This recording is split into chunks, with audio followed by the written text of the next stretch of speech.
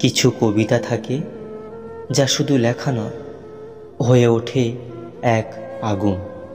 সেই আগুন ছড়িয়ে দিতে এসেছি আমি, একজন কবির প্রতিটি শব্দকে শ্রদ্ধা জানাতে। নবারুণ ভট্টাচার্য বাংলা সাহিত্যে প্রতিবাদের এক দুর্ধর্ষ কণ্ঠস্বর, যিনি কবিতায় বলেন, শিল্প যদি মানুষের কথা না বলে তাহলে সে শিল্প নয়, সে ক্ষমতার চাকর। আজ আমি পাঠ করতে চলেছি তাঁর একটি ডানাওয়ালা কবিতা, যা লিখে ফেললেই তা হয়ে ওঠে প্রতিবাদের নীল আগুন।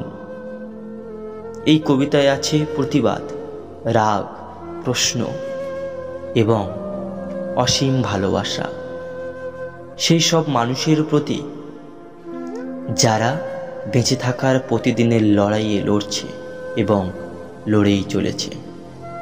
এই কবিতাটি আমি পাঠ করছি শ্রদ্ধা ও তীব্র অনুভব থেকে। শুনুন, উপলব্ধি করুন কবি নবারুণ ভট্টাচার্যের একটি বিখ্যাত কবিতা, যেটা আমাদের সকলের মন কেড়ে নিয়েছে, হৃদয়কে কেড়ে নিয়েছে। সেই কবিতার কিছু হৃদয় গাঁথা শব্দ আমি তুলে ধরতে চলেছি আজ এই ভিডিওর মধ্যে। স্বাগত সকল সৃজন মানবতা সম্পন্ন মানুষজনদের এবং সম্মানিত সকল আগত কবিগণদের চরণে রইল শতকোটি প্রণাম।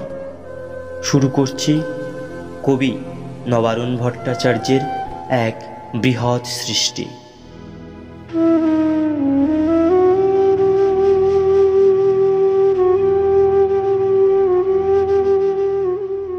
ডানাওয়ালা কবিতা, কবি নবারুণ ভট্টাচার্য।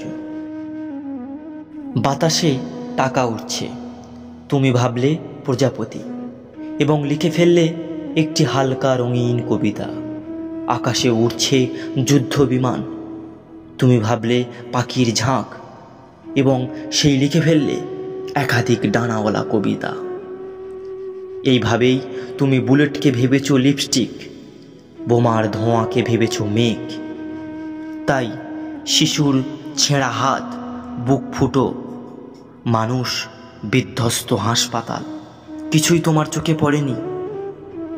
তোমাকে বোকা বললে পুরোটা বলা হলো না। ওয়েস্ট পেপার বাস্কেটরাও চিৎকার করে বলছে তোমার কবিতা তারা নিতে চায় না। এই ছিল কবি নবারুণ ভট্টাচার্যের ডানাওয়ালা কবিতা। শব্দে শব্দে জেগে ওঠা এক প্রতিরোধ। শ্রদ্ধা জানাই এই কবিকে, যিনি শব্দকে বানিয়েছিলেন অস্ত্র আর কবিতাকে বানিয়েছিলেন বিপ্লব। এই কবিতা শুধু শোনার জন্য নয়, অনুভব করার জন্য। যদি আপনার হৃদয়ে এই প্রতিবাদ ছুঁয়ে যায়, তবে কবির কাজ সার্থক হয়ে ওঠে কবিতা লেখাটা। আমি যখন প্রথমে এই কবিতাটি পড়ি তখন বুঝেছিলাম এটা শুধু নবারুণের লেখা নয়, এ যেন আমাদের সবার না বলা প্রতিবাদ।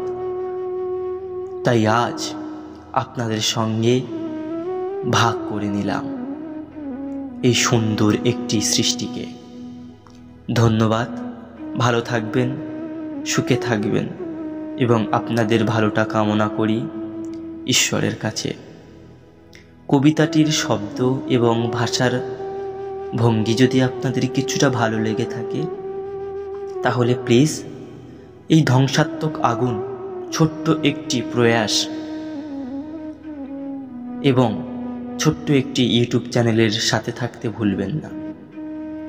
ধন্যবাদ, দেখা হচ্ছে পরবর্তী দিনে একটি নবীন কবিতার সংস্পর্শে।